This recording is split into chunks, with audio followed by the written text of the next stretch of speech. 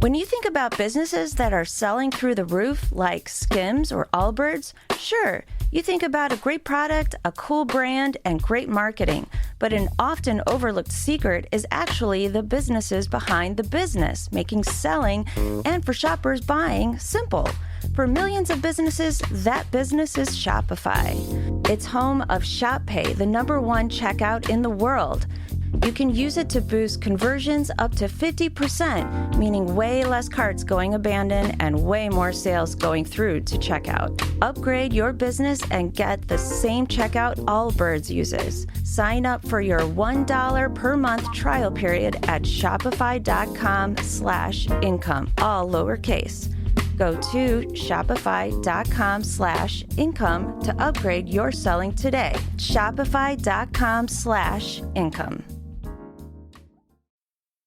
Welcome to The Planted Runner. I'm Coach Claire Bartholic. The first Boston Marathon, held on April 19th, 1897, featured just 15 starters.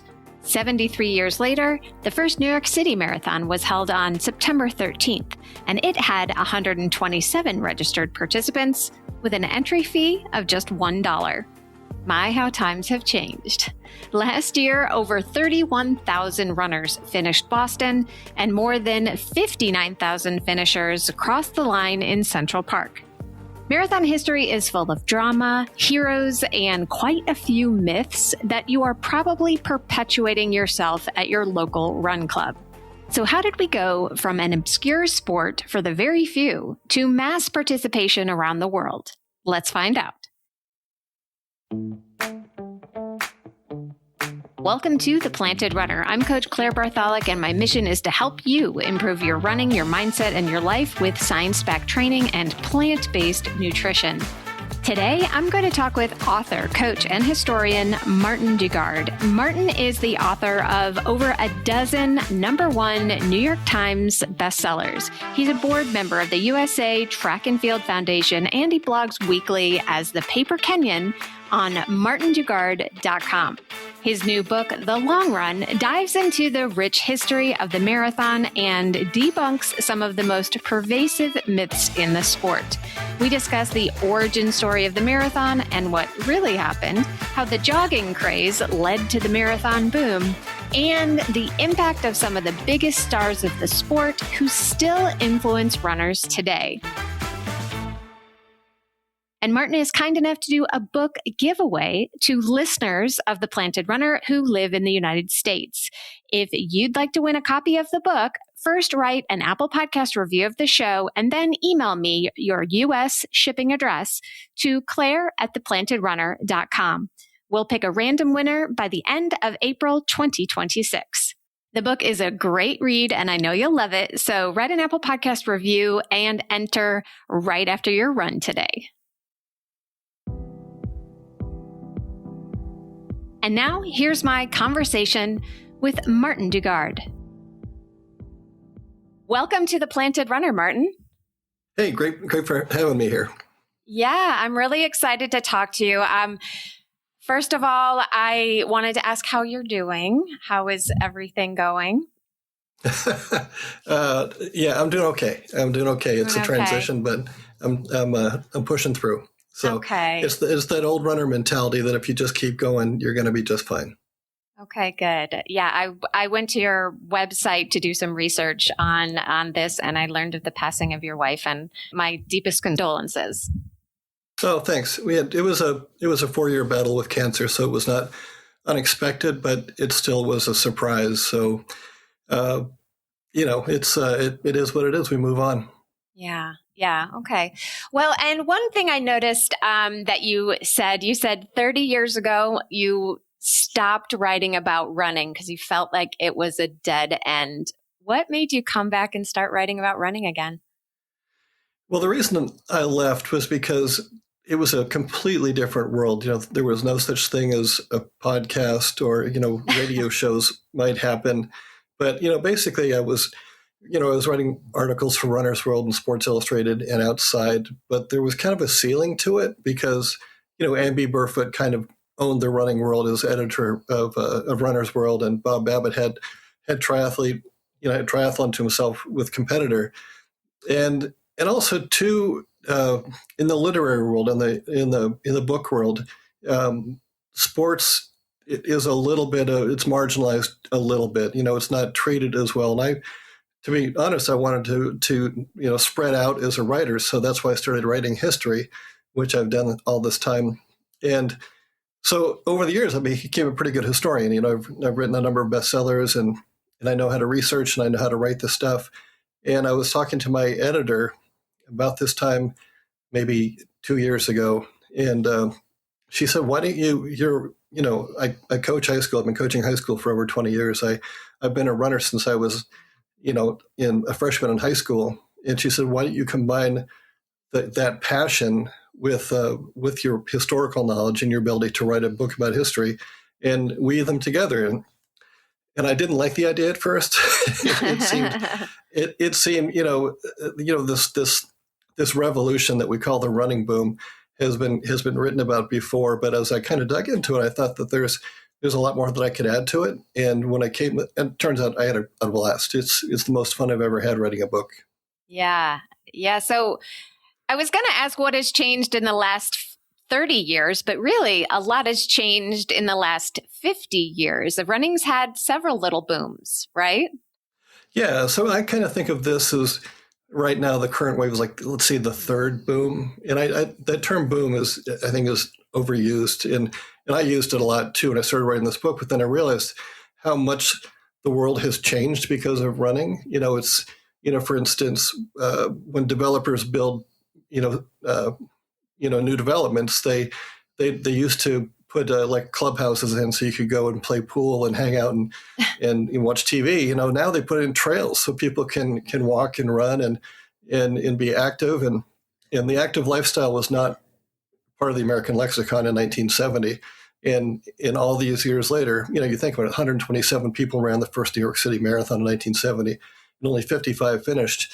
And, compared with the 60,000 that ran this year. So everything has changed radically. It's the shoes we wear, it's the clothes we wear, it's our approach to food. All of that, everything has changed simply because people began running all those years ago and have stuck with it. Yeah. So let's go back a little bit further. I think most runners have an idea of the origins of the marathon, but I think most of us have gotten it wrong. We think of a runner running back in ancient Greece and dropping dead, and that's not actually what happened. Can you talk more about that? Yeah, we all know the story of Phidippides, the guy who, ran from the battlefield at Marathon up all the way up into Athens, which is a long uphill climb, by the way, and then gets to the top of the Acropolis and cries, Nike, Nike, which is victory, victory, and then falls over dead. And that, there was a guy named Phidippides, and we know that he ran from Athens all the way to Sparta, which is a considerable distance, and then ran all the way back to Athens with a message. But he never really, he didn't do that on the day of the battle. And so we know there was a guy, but if you look at history with Herodotus, the first, considered the father of history, he was the first person to write about that. But he specifically mentions that Phidippides did not come back to Athens, that he went back to Marathon. And then other historians took it up over the centuries and the name got changed. But at no point did anybody climb to the top of the Acropolis and fall over dead until Robert Browning, a British poet, wrote it that way at the end of the 19th century. And he completely changed everything. He had Phidippides as not what they called a day runner, which was like a messenger, but they had him as a soldier, and that he left the battlefield and sprinted up the hill. And so that was completely fictitious. But it's such a romantic notion that is what spawned the race known as the Marathon for the first modern Olympics in 1896. And that's what, it's such an aspirational goal that that's why it's on everybody's bucket list. It's a big deal. Not everybody can run a 4-minute mile, but everybody, if they really apply themselves, can run a marathon. Yeah, that's true. And it does get all the glory. The half marathon is still a worthy distance. I mean, the 5K is a worthy distance, but the marathon gets all the glory. And you think it's because of this myth? Partially, and I don't think it's because people that death aspect that has crept into this gives it a little bit of something, but I just danger. think that a little danger. The first time it was ever contested at the Olympics in 1896, it was the most popular event even before it had ever been run. People filled the stands at 3:00 in the morning waiting to see the people run into the stadium. And then, in 1908 with the London Olympics, in the dramatic finish when Durando Pietri is passed, he's helped across the finish line, and then Johnny Hayes, the second place guy, is given. So there's a lot of mystique to the marathon that kind of, is born out of that Greek origin, even though that Greek aspect of it never took place. But it's very romantic. I remember at Boston when I came through Wellesley, and that's the halfway mark, and you talk about the half marathon. I thought to myself, I just ran a half marathon. Now we have to do another one, and I wasn't feeling too good that day. The harder one, So, but I think that's kind of what calls to people. I think we like to do hard things, and the marathon is the epitome of a hard thing. Yeah, absolutely.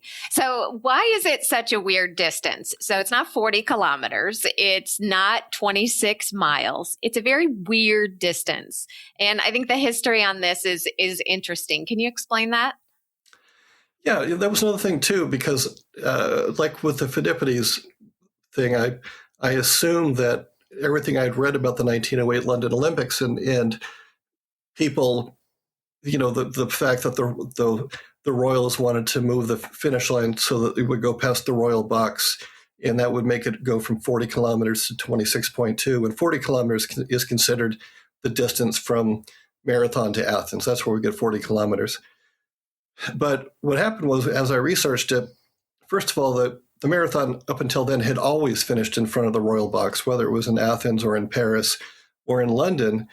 But what happened in London, and I did a little research. I kind of had a little fun with it and figured out all the players. And it turned out that it really had absolutely nothing to do with going past the Royal Box. It had everything to do with moving the starting line backwards so that it could start at Windsor Castle in the royal portion of the Windsor Castle instead of the finish. And what made this important was they were trying to get the King of England at the time to be the official starter. And that was the way they enticed him, was like, hey, we're going to have it at your castle. All you got to do is walk outside, push a button, and then they're going to fire a gun and it's off. And so that's where we get 26.2. Yeah, very strange. Yeah. Yeah. I mean, you would think they would do like around a track, make a nice even numbers, because we're runners. We love those even numbers. I mean, we're running back and forth on our driveways to get those even numbers.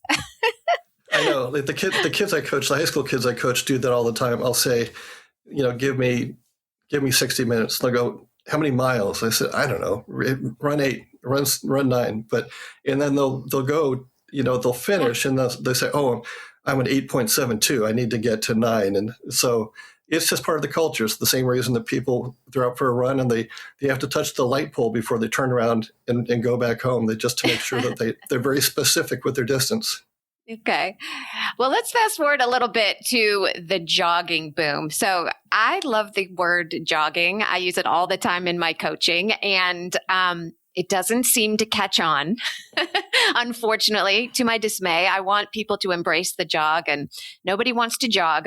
But jogging was actually a thing in the 60s and 70s, especially in Oregon. Can you talk a little bit about that, the jogging club or Joggers Anonymous? Sure.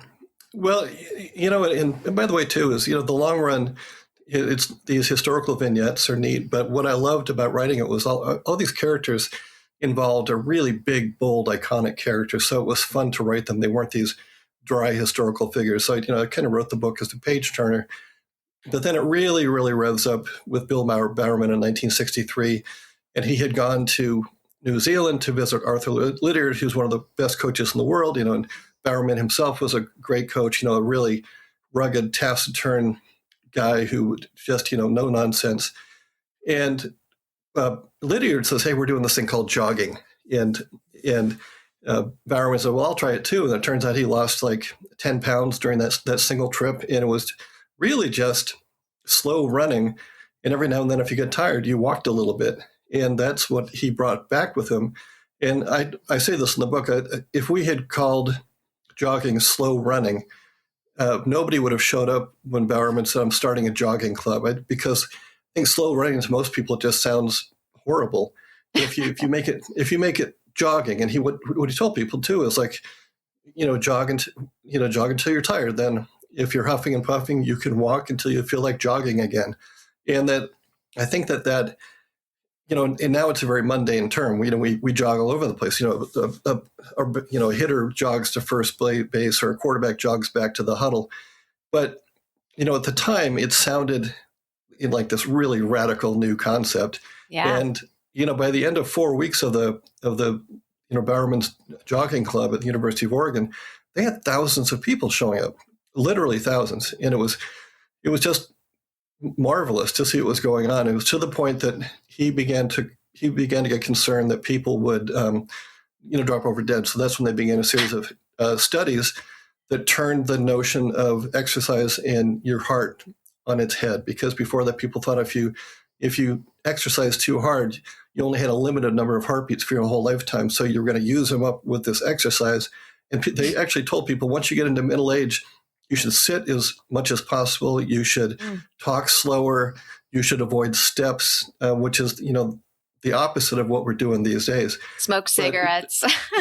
Smoke cigarettes. It's to your point, though, there literally was, in addition to the jogging club, there was a kind of a Joggers Anonymous in Eugene. And it was in the Eugene papers, but it was like this, it was whimsical. But the idea was, hey, if you feel like jogging, come to us. We'll take you to a bar until you feel like not jogging anymore. So, so people were having fun with it.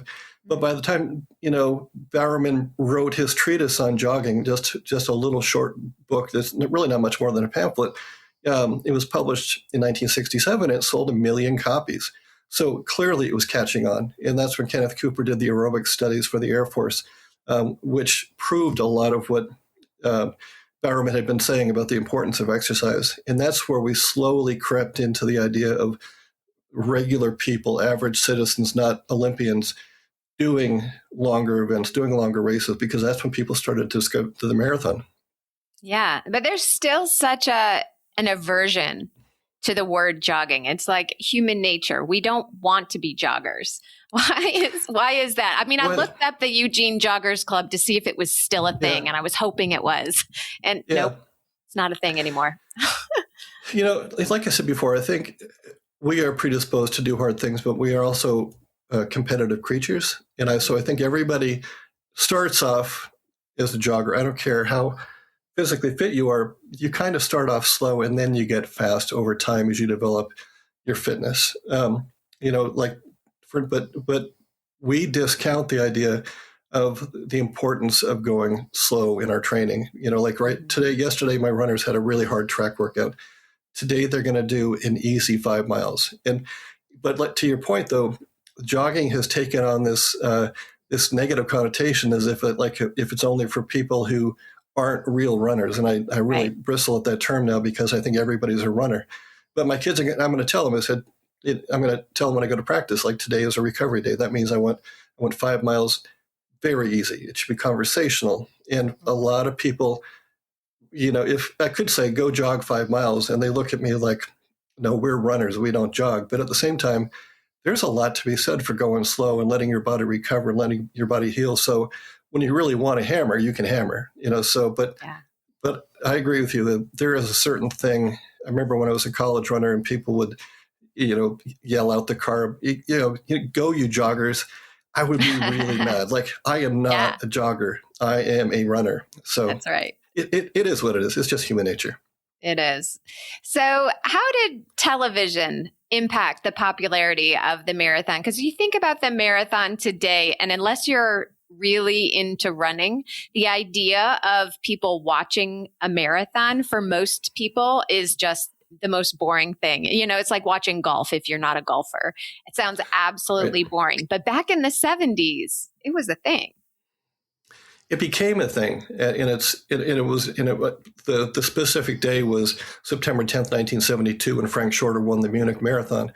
And, the Olympics had been televised before, but never before had the marathon been televised in its entirety. And most people, your average, citizen living in somewhere that was not an athletic hotbed, had no idea what a marathon was. And all of a sudden you have this guy, this American, who goes out, takes the lead at 8 miles.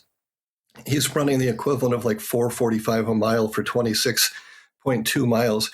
He breaks away. He's got this huge lead, and people were transfixed. It was a Sunday. People really had nothing else to do, and people were glued to their television. And the number of people that have said they were inspired to become a runner because of Shorter's victory is enormous. It was just, there was something about watching this guy on TV. And so that's, kind of fast forward a few years when they finally began televising New York City Marathon.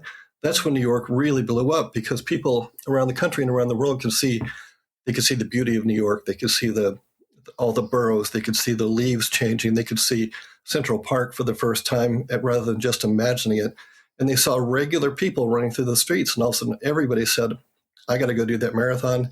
And then marathon tourism came out of that because all of a sudden, people are flying to New York. They're renting hotel rooms. They're going to Broadway shows. They're eating in restaurants. And it became its own little economy. So that's all because television, inspired people's imaginations to say, I can run a marathon. And specifically, I want to fly to New York and run the marathon. We'll be back with more of my conversation with Martin Dugard. For years, I thought I could figure almost anything out with Google, YouTube, and stubbornness. Actually, I still do for the most part. And with my running, that plan worked until it didn't. That's when I realized I was stuck and alone. So I sucked up my pride and joined a coaching community. And that changed my running more than any article I ever read. I didn't care about the group part at first. I just wanted better results for myself. But the group is what made that possible. I wasn't just hiring an expert coach. I was getting a team. And that's why the PR team works so well. People usually join for the custom training plan and the coaching, but why they stay, often for years, is because the community matters more than they imagined. A fun part for me every week is I record an exclusive private podcast for the team, talking through what matters right now, what I'd ignore, and where runners often waste energy worrying. And I love seeing new runners realize quickly that they belong there too. Curious about what it feels like to skip ahead and level up your running in months instead of years? Learn more today at theplantedrunner.com/group. That's theplantedrunner.com/group. The Planted Runner is sponsored by Liquid IV. Did you know that I was a Class 5 whitewater rafting guide in my 20s? For 3 summers, I guided guests down some of the wildest rivers in the West while the sun beat down on us and the icy water kept us cool. Hydration at the time was a rinsed out orange juice jug roped to the raft. Thankfully, today, we have superior hydration. Liquid IV delivers longer lasting hydration than water alone. And right now, you can get 20% off your first order with code PLANTED at checkout. I love the mandarin orange flavor and rely on it after every workout. Just 1 stick and 16 ounces of water hydrates better than water alone. Powered by Live Hydroscience, an optimized ratio of electrolytes, essential vitamins, and clinically tested nutrients that turn ordinary water into extraordinary hydration. Soak up unforgettable moments with on-the-go hydration from Liquid IV. Tear, pour, live more. Go to liquidiv.com and get 20% off your first order with code PLANTED at checkout. That's 20% off your first order with code PLANTED at liquidiv.com. Yeah, and it's a big change now. Like you said, 60,000 people are running New York Marathon. If you can even get in, it's, what is it? Something like less than 1% of people who apply now get into the New York City Marathon. Like, what a contrast to what it used to be. Oh, yeah. I mean, last time I ran New York was 2008. I've run New York 3 times, and I never thought about qualifying. I never thought about. I just, I didn't even go online. I can't remember where I got an entry blank, filled it out, wrote a check, mailed it in, and then I showed up at the expo and got a bib.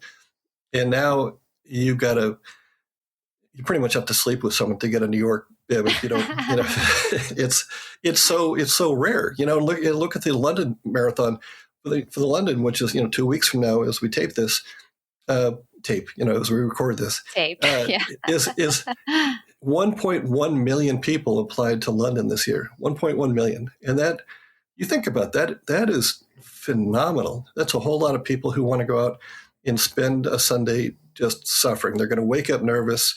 They're going to put Vaseline on their nipples. They're going to get out there with a bunch of strangers and stand in the cold and the dark and wait for the starters gun. And then they're just going to suffer for 3 or 4 or 5 or 6 hours. And they're going to smile about it. And they're going to get a big medal at the finish, and they're going to feel happy. And it's going to be one of the highlights of their life. So it's pretty cool. Yeah, for sure. But obviously, they're going to have to do something with that demand. I mean, some of them are talking about doing them over 2 days or doing other races.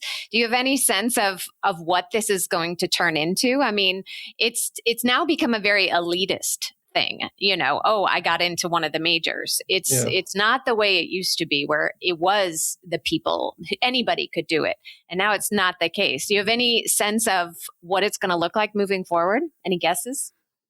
Well, we've already expanded from marathon weekends. Like it was just, you show up at the expo on Friday or Saturday, then you race on Sunday. And now it's a whole week. And I think the most elitist of all is Boston, because they're the most rigorous with their qualifying methods. And a lot of people are saying, well, the answer is to go to virtual stuff. So you can record it on your Garmin and put it up on Strava, and then they're going to send you. It's not the same. The same. It's just you gotta be there. You gotta feel the crowd, and I even think spreading it out over, doing a 2-day New York City marathon dilutes what we think of as the special stuff about the marathon. So going forward, they're greater minds than you and I who are trying to figure out this solution, but clearly something has to be done, because running is only getting bigger right now. And the current running boom is fueled by, people who are in their early 30s. So these people are going to be running for a long time. So it'll be interesting to see how this goes forward. It will be. Well, let's go back to the 70s. So you said that Frank Shorter's marathon in 1972 was kind of the start of the modern boom, but that's not exactly correct. Can you explain a little bit more about that? Yeah, it had been going on. It had been building. Go back to that first New York City marathon in 1970. Well, New York was not the first marathon. The one that, but the most iconic is Boston, which was first contested in 1897. And that was the one everyone wanted to do. My mom grew up in Boston, so my whole life I heard about, what a special day Patriots Day was and the chance to go out and run the Boston Marathon. But as we got into the 1970s, there was kind of already a force going on. So when they decided to have New York, clearly there was some interest in, marathon running, despite the fact that so few finished. But all of a sudden, running shoes were getting better. And, a company named Blue Ribbon Sports was formed, which became Nike. There were several distance running magazines, but most of them were kind of geared for the hardcore racer with training tips and with, it's weird to think with the internet, but there was a time when they would devote pages of magazines to, the top 100 finishers at a race, around the country. So that's where you went to find out who your competition was and what they did. And then Runner's World came in and kind of turned everything on its head. And they started off as one of those and became, more colorful. They went from black and white to color. And so Shorter, his victory came along kind of in the middle of all that, but he just helped things pick up steam, because you had people interested in running. You had people who were willing to train for Boston to get a qualifying time to get in, which began in 1969, 1970. You had people wanting to go run around Central Park on a Sunday. It was a warm Sunday morning for that first one, very warm. And you had people who wanted to buy these special shoes, and it was all mail order back then because you didn't have running shoe stores. Shorter came along, and at the same time, there was something called those March of Dimes walkathons, where people would go to their neighbors and say, I'm going to walk 20 miles, and if you give me 10 cents a mile, this all goes to charity. And what happened was that was the first mass participation, physical fitness type movement. And a lot of runners just basically said, well, if you're going to have a 20-mile course and you're going to have aid stations, I'm just going to use that as my workout. And so that whole idea of co-opting this public participation thing kind of fueled the marathon boom. And then, of course, we had New York City in the first 5 boroughs marathon in 1976. And that's when just the powder keg exploded. And I say in the book that this is when the boom actually started. Yeah. Let's talk about some of the influential women in this sport. We could do a whole podcast just on this, but as many of the people listening know that women weren't exactly treated fairly in running or any sport really, in the 1900s. And you've talked about a couple of influential women. Do you want to kind of expand on that? Like, what was the impact women had on the sport? It's interesting because when I became a runner, I really want to say that I became a runner when I watched Shorter, because when Shorter won at 72, I stepped out the door. Yeah, I had my pro kids, I had jeans, I had a tank top on, and I went and ran like 4 miles just because I was so inspired, But by then, women were already part of the fabric of the sport. So when I began actually doing road races, starting with 10Ks and stuff like that, there were women everywhere. There weren't a ton of women, but there were women. My mom ran. So I was used to women being in there. And I remember I did a relay race one time from Santa Cruz to Half Moon Bay, and I think it was 50 miles, and I had a 10-mile leg, and it was called the Christmas Relays, and it was super cold and super wet, and I was miserable. And I got passed for the first time by a woman. It was Dr. Joan Oliot, who was one of the seminal figures of women's marathon at the time. And she came by me, and she didn't say, "Hey, how you doing? You look good." She said, "Yeah, nice race." And she just kept going, like totally dissed me. And it was cool. But so that was my frame of reference as I wrote the book. But then I realized that even though we had what we called a running boom starting, kind of mid 1970s, the one that continues to this day, the women didn't play a role until Greta Weitz came to New York. And just on a whim, she was an Olympic 1,500 meter runner. She was not known for great distance running, at all. And not only did she win the women's race in a remarkable time, she was destroying the men. And that's what really got people's attention. And she did that a couple of years in a row.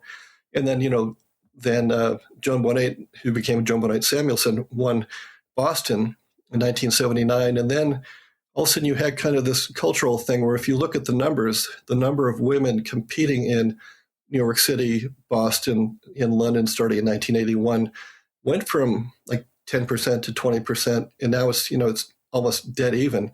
But it was because, specifically, I say because of Joan Bonnet and Greta Weitz. And the thing about them is, both of them love to compete. And they raced head-to-head 11 times. And Greta won 10 of those, and didn't just win, she destroyed Joan. But the one that everybody remembers is the one that Joan won, which is that 11th. That was the LA 84. And Greta let her go, thinking she was going to come back because it was a hot day, and Joan did not come back, and it was pretty cool. But the really weird thing about that is, as cool as that day was and historic and iconic, I've got a picture of Joan crossing the finish line in the book.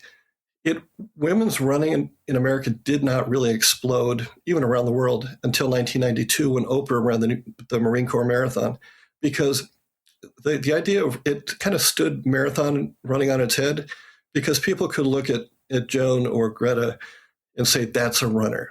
And they deserve to run marathons. And then you looked at Oprah, she's a TV host. She's not, one of those skinny white women running the streets. She is a woman of substance who is taking on a big challenge. And she really inspired. If you look at the numbers, after Oprah, women's running exploded. That's when just your average, someone who maybe goes to the gym a little bit, who just kind of wants to do a bucket list thing, says, I'm going to be a runner, I'm going to do a marathon. And that really changed the sport. We'll be back with more of my conversation with Martin Dugard. Yeah, absolutely. Because you would think after Joan won in 84 that there would be more people inspired to do what she did, but it wasn't running that boomed. It was aerobics and Jane Fonda. Yeah, Jane Fonda. Yeah. Well, and it was both, because Jane Fonda showed, and I don't want to use this term in a pejorative manner, but she showed housewives, people who might not go to a gym, but they could buy a VHS cassette and they could exercise in the privacy of their own home, just like as if they're watching Jack LaLanne back in the 60s. But then when you think about it, again, it's another offset of the running revolution, is that all of a sudden we had, the big gyms like the Family Fitness and the 24-hour fitness, and people started going to the gym. Before then, gyms had been, the typical, like a boxing gym or a place where men would go and play handball or basketball. All of a sudden you had gym where they were co-ed, they were bigger, and you had these group exercise classes. And the most popular shoe in the world was not a running shoe. It was the Reebok, I can't remember what it's called, but everybody knows that white Reebok, kind of that mid ankle thing. And that was the most popular shoe in the world. So again, but all of that is still an offshoot of the running revolution. And it's pretty cool to see how what began as a simple thing of running, which is you don't even need shoes. You can go run on the beach. But at the same time, because people began saying, well, I tried running. It's really not my thing, but I love these group exercise classes because I love the community. And then circled back now, in the middle of this third boom, the community aspect of running is bigger than ever. The running crews, the running, people just out running. Des Linden told me, she calls it's the new dating app, because so many people run right now just as a social outlet, and it's pretty fascinating. Yeah, which is why I think jogging should come back, because it's a lot easier to talk to somebody and meet the love of your life if you're jogging and not running. We need to have jogging clubs again. Some of my best memories, of my running life are those Sunday, you could call it a jog, just the Sunday runs, or you go out with your buddies and you're just talking. You're just talking about life. You're trying to figure out the world's problems. And maybe you pick up the pace towards the end because you feel like, getting a little bit of euphoria going. But at the same time, you get out there and there's a kinship, there's a bond, because you're out there, you're together, you're seeing the world through a good sweat. And it's a pretty amazing thing. Yeah, absolutely. And, it's kind of interesting because we think of running, especially endurance running, as this lonely sport. You're out there for hours, usually by yourself. And, when I talk to runners and coaches and people who are in this world, and I ask them about running and what has been the biggest impact, they always say the people, which I think is interesting, because it seems like such an individualistic sport. I think it's changed like that. I've kind of come full circle. My best runs are pretty solitary now, because I don't run with the team anymore, and I certainly don't run with my runners because they're too fast, and also as a coach I should be coaching. I shouldn't be running with them. So I live by a trail, so I just go find a trail and I get pretty happy. But I think that there's a real kinship in running that is. I think it's part of the best part of the sport is you're just out there. You're part of this community. You feel like you belong to something. My wife was fond of running the Disneyland half marathons, and you'd see people out there dressed as Tinkerbell, all this kind of stuff, and it was really kind of goofy. It's 5:00 in the morning. They're starting the races that early, but you've got thousands of people willing to get out of bed and go stand in these corrals in the cold, and there's a DJ playing pump up music, and there's something to it. It's like, this is something bigger than myself. And it's pretty amazing to be out here with all these thousands of people. Yeah, for sure. One thing I noticed in your book is you talked quite a bit actually about Steve Prefontaine, who never ran a marathon. Why? Yeah. The book is mostly about the marathon, not entirely, of course, but why did you make that choice? He was my childhood hero, and but what I find amazing is that even now, Pre died 50 years ago, you have high school kids walking around with Prefontaine T-shirts, people saying, I want to race like Pre, which means you race from the front, which is hard. Yes. But Pre didn't, in the same way that, Phil Knight, the founder of Nike, and Bill Bowerman, with the jogging thing, they weren't marathoners, but they certainly had an impact on the sport of running. And Pre, no less so than any of them, because even though he was an Olympian in shorter distances, 5,000, 10,000, I think he would have moved up to the marathon by 1980 if he had lived. I really think that, because that was the natural progression. You run the 5, you run the 10, and then you move up as you get older. But Pre was one of those people who spread the gospel of running in a very unique way, because he would literally get in his van and drive around the country, with a Nike rep, and they would sell shoes. He would give speeches to kids. He would talk about their gait. He founded a running club in Oregon prison. So he would literally drive out there, and that running club exists to this day. So he was a marathoner. I think he would have become a marathoner. But the thing about Pre that a lot of people don't remember is that running before Pre, and Pre, kind of his heyday was 1969, 1972. He was on the cover of Sports Illustrated twice. Before Pre, runners were nerds. I mean, full-blown nerds. And Pre was still cool. are. Yeah, they still are. Yeah. But,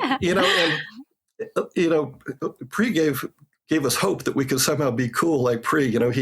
He was just completely, he lived life to the fullest. He didn't have, the Jim Ryan short haircut, and certainly not a teetotaler.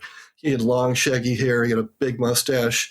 He loved to race from the front. He defied people. He said really bold things about the sport and the direction of the sport. So, and let's face it, as a writer, as a storyteller, if you have a big, badass character like that who's just waiting to be inserted into your manuscript, you got to shove him in there and make him for all you can. Yeah, for sure. So even though this book is a history book, where do you see the future of running? Do you see just the marathon just getting bigger and bigger and bigger? I mean, there certainly are some fitness experts out there that say that marathon running really is over exercising. There's pushback to running. In a lot of places, high rocks and the hybrid athlete is like all the rage today. Where do you see this all going?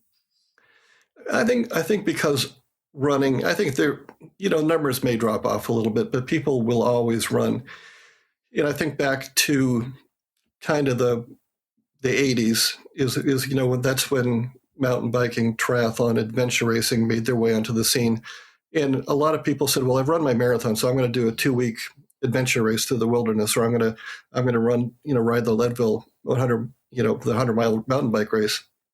And that's where the High Rocks is right now, and in the Spartan races. And the Spartan races are already beginning to fall off. But running is fundamental to all these races. So I feel like there will always be running. Running is not going anywhere. It's not like you're all going to forget how to run. It's the organized, people may be turned off by how tough it is to get into a New York or a Boston or a London, and that may hurt those races. But at the same time, I feel like the health of the sport is better than ever. And the number of people who have learned, I think what happens is I think a lot of people come in and say, I want to do a 5K. And then they say, I want to do a 10K. And then they do a marathon. And that's kind of natural progression. But along the way, those people love to running just for running's sake. So in the long run, the long running is dressed up as a history book, but really it's a love letter to running. And it should feel like something like you're out with a buddy, you're having a long run on a Sunday, and I'm not playing cute with the title, but it should feel just like a discussion between two people about running and what running means to them and why it means what it means to them. And I'm really glad that I got to write about this current boom. And I didn't originally, but my editor said, can we bring something current in to close it?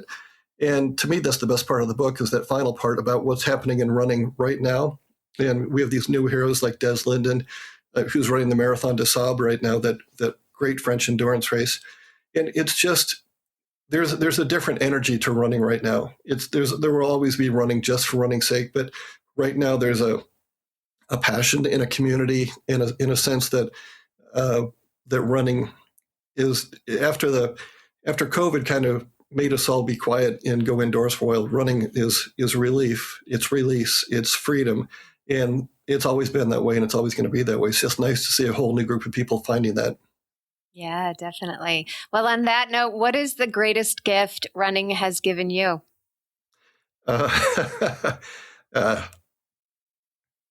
Everything.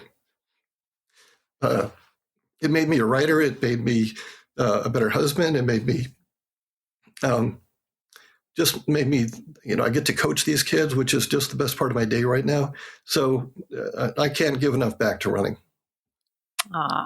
That's beautiful. Where can listeners connect with you, Martin?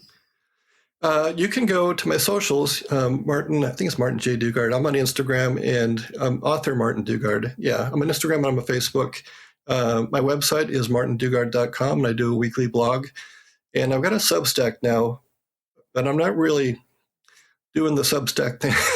I'm new to it. I'm trying to figure out Substack, but it's just kind of fun to riff. But yeah, but I'm out there. All right.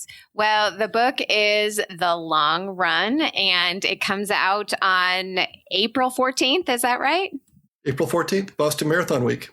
All right. Perfect timing. Well, I appreciate you coming on the show, Martin, and good luck with everything. Thanks very much. This has been a lot of fun. I appreciate you having me on.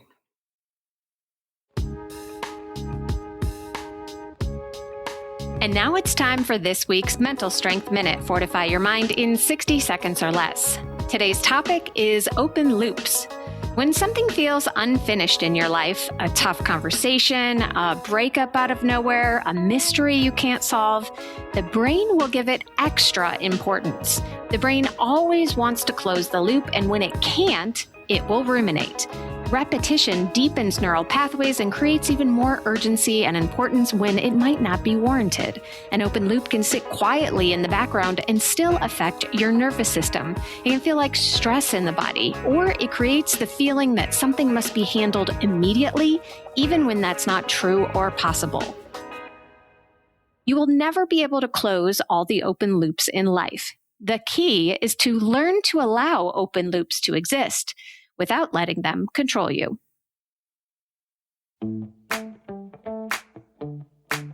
Thank you for listening to The Planted Runner, part of the Evergreen Podcast Network. Don't forget that you can enter to win a free custom training plan for your next race and get featured on the show. Just write an Apple Podcast review and enter at theplantedrunner.com/PRLab. Of course, reviews are the #1 way to boost this show's reach, and it's a great way to tell me what you'd like to hear next because I read every single one. Have a great run today.